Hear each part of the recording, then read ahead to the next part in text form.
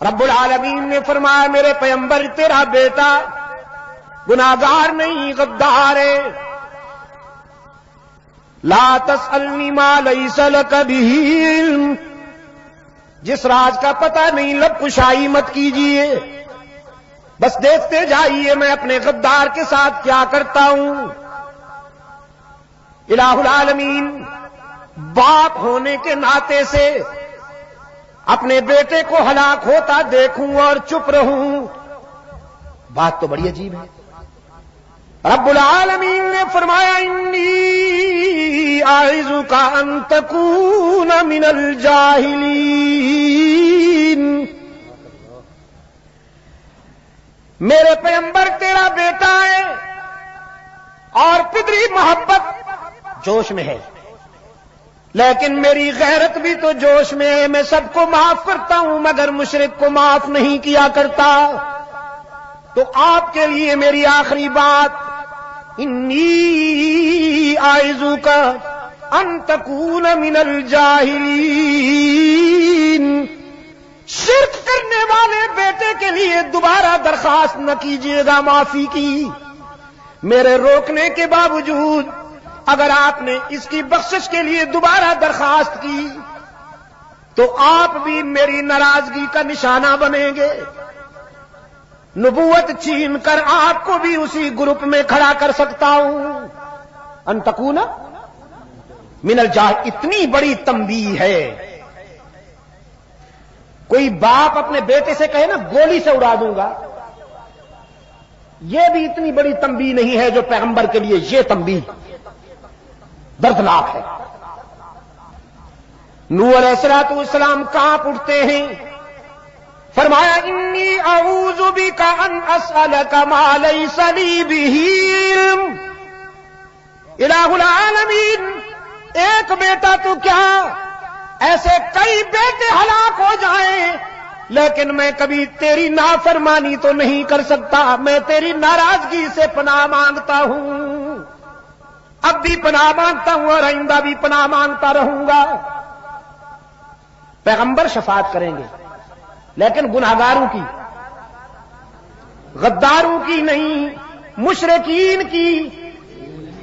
مشرکین نہ اللہ کی رحمت پہ امید رکھے نہ پیغمبر کی شفاعت پہ. اور شرک کیا ہے؟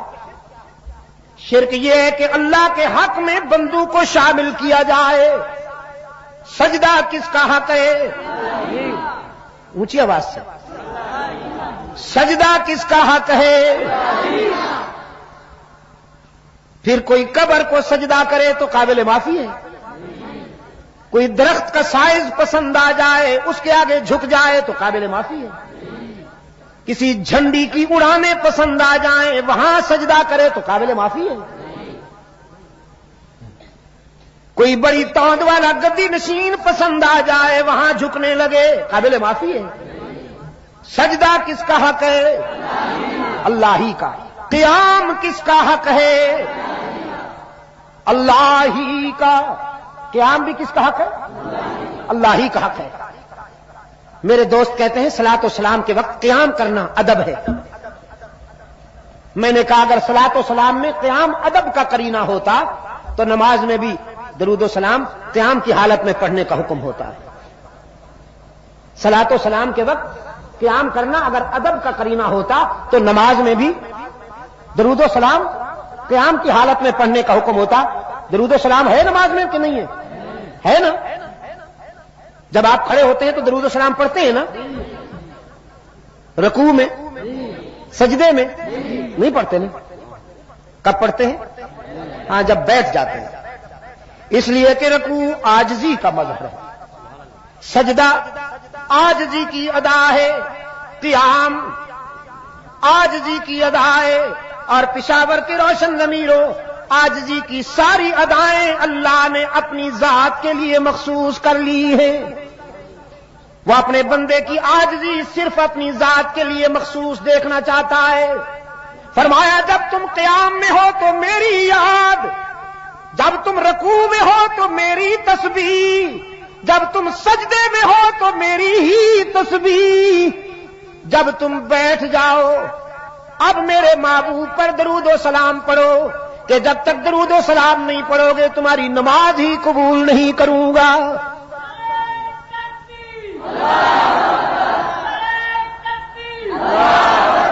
درود و سلام تو ضروری ہے لیکن قیام کی حالت میں یا قعود کی حالت میں.